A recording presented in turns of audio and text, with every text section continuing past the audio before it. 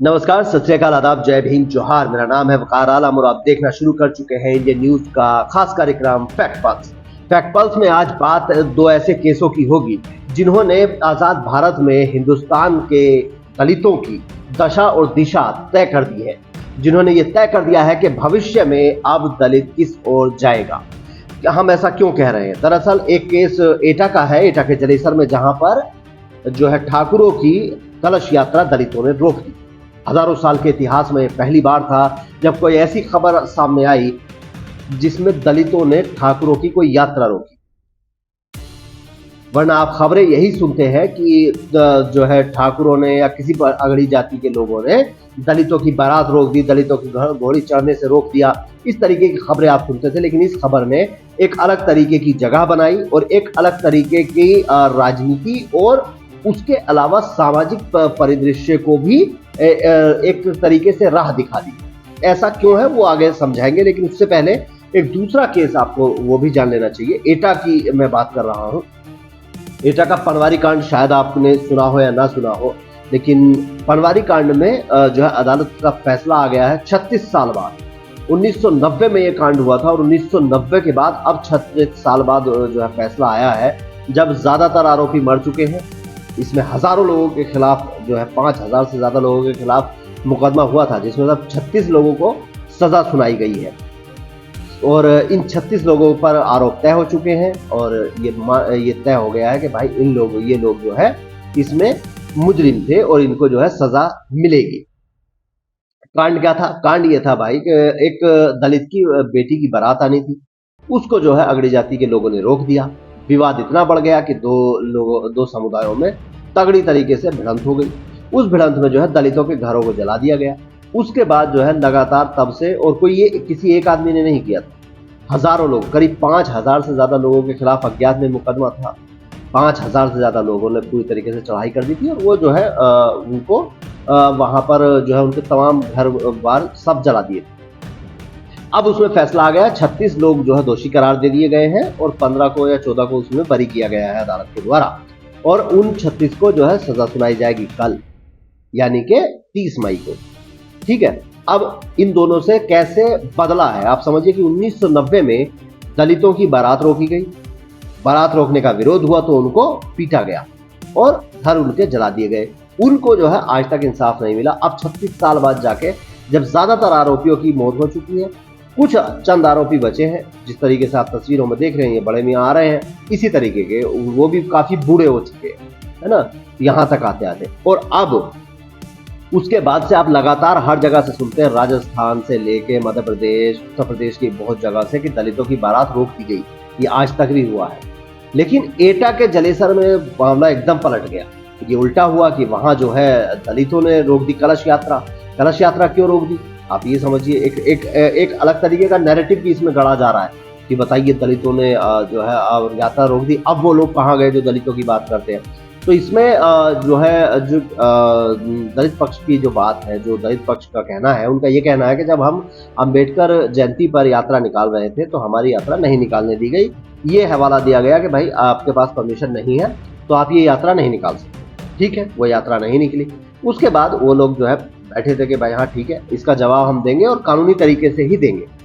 अब जब ठाकुरों की कलश यात्रा निकलने का नंबर आया, वो कलश यात्रा निकल रही थी, वो उन्होंने रोक दी। उनका ये कहना है कि भाई ऐसा है, आपने हमारी यात्रा रोकी थी कानून का हवाला देके, हम भी, आपके पास भी परमिशन नहीं है कलश यात्रा निकालने की, और आप भी नई परंपरा शुरू कर रहे हैं कि पहले जो है सिर्फ कलश यात्रा निकलती थी, आप जो है आप ट्रैक्टर वैक्टर लेके और डीजे वीजे बजा के ये जो है एकदम धूम धड़ाके के साथ अलग तरीके से निकाल रहे हैं, तो ये भी जो है हम इसलिए जो है इसको नहीं निकलने देंगे।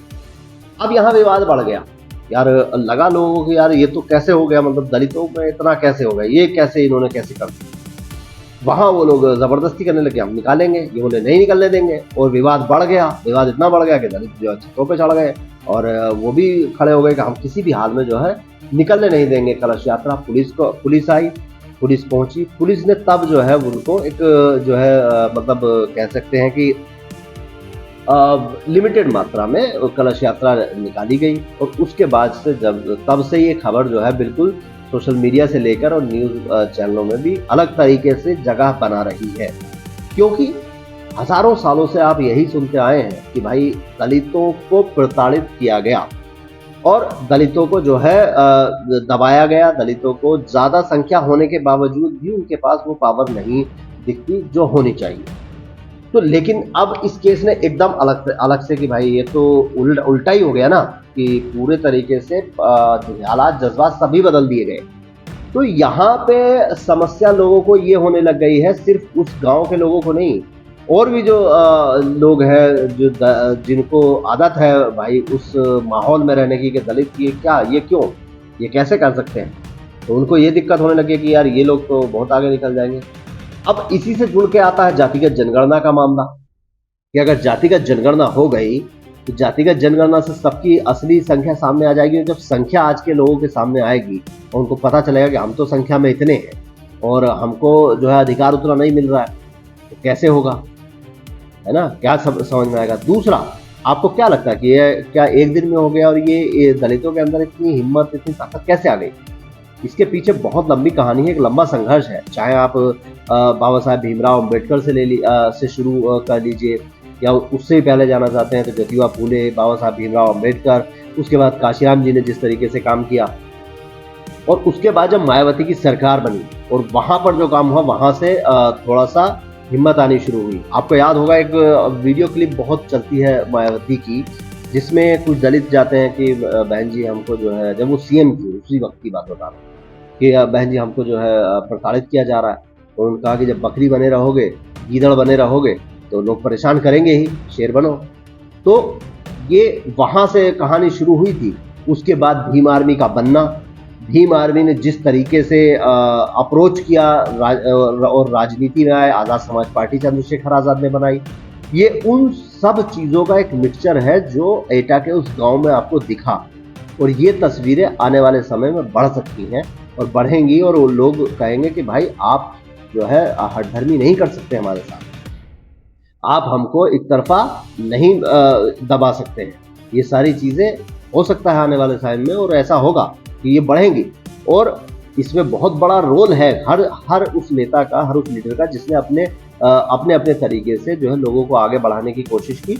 लेकिन मेन जो रोल है, अगर मैं आज़ाद भारत की बात करूं, तो काशीराम जी ने जब बसपा बनाई और बसपा बनाने के बाद जो है उसकी सरकार बनी और वहाँ से जो है चीज़ें पलटी। और अब जब आज़ाद समाज पार्टी चंद्रशेखर आज़ाद के नेतृत्व में जिस तरीके से भीम आर्मी और आज़ाद समाज पार्टी काम कर रही है, उसका भी बहुत बड़ा असर है। क्योंकि जिस तरीके से भीम आर्मी काम करती है, उससे बहन जी भी जो है इत्तेफाक नहीं रखती। वो कहती है कि ये लोग मुकदमे लगवाते हैं दलितों पे, हमारे बच्चों पे मुकदमे लगवा देते हैं। लेकिन चंद्रशेखर आज़ाद इसको उलट कहते हैं कि भाई मुकदमा क्या है, मुकदमा तो होता ही है। जब आप कोई भी राजनीतिक पारी की शुरुआत करते हैं तो मुकदमे अक्सर लगते हैं। वो ये कहते हैं कि भाई मुकदमा आप क्या करेगा, आपको आपके ऊपर आकर चढ़ के बैठ जाएगा, तो आप अपना बचाव तो करेंगे ही, उस बचाव में अगर मुकदमा लगता है तो लग जाए। ये दलित भी जो चंद्रशेखर आज़ाद के साथ हैं, जो उनको भी सपोर्ट करते हैं, वो ये कहते हैं कि सब क्रांतिकारी का कहना होता है मुकदमा। तो इसी तरीके से ये एटा में जो दिखा है, ये क्या उसका मिक्सचर आपको नहीं लगता? हमको तो जो जितना मेरी समझ है, उस समझ के हिसाब से कि ये ताकत और ये एहसास, भाई ताकत का एहसास होना, कहते हैं ना कि ताकत हाथी में कितनी ज्यादा होती है, लेकिन उसका एहसास कहाँ होता है अपनी ताकत का? फिर भी वो एक छोटे से महावत के अंडर में बंध के रह जाता है ना, क्योंकि उसको अपनी ताकत का एहसास नहीं होता। और जब हाथी को अपनी ताकत का एहसास हो जाता है तो वो उत्पात मचा देता है बहुत ज्यादा। क्यों? क्योंकि उसको रहता कि यार बहुत जमाने तक मुझे बेड़ियों में बांध के रखा गया, और अब जब मुझे पता लगा कि उसको पता लगता है कि वो ताकतवर है, तो वो क्या करता है?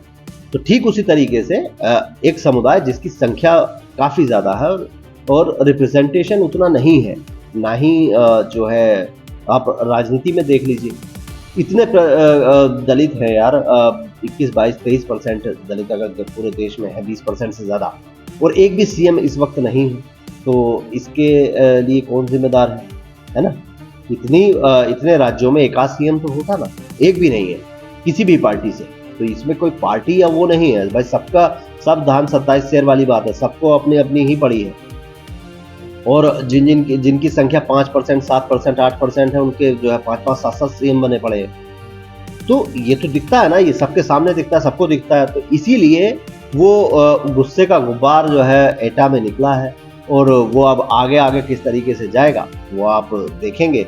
और इस जो है एटा की कहानी, एटा की खबर और आगरा की खबर को मिक्स करके बताने का और समझाने का मतलब हमारा सिर्फ इतना सा है कि वहां से जो 1990 में हुआ और अब तक होता है, वहां से चल के अब कहानी यहाँ तक आ पहुंची है जो एटा में हुआ है। तो इस दोनों चीज़ों पे आपका क्या कहना है, दोनों खबरों पे, दोनों खबरों को आप किस तरीके से देखते हैं कि इतना डिले एक मामले में जो है जस्टिस मिला है और दूसरे मामले में जो है यहाँ पर एकदम उलट गया है, जो खबरों का नज़रिया है वो एकदम पलट गया है।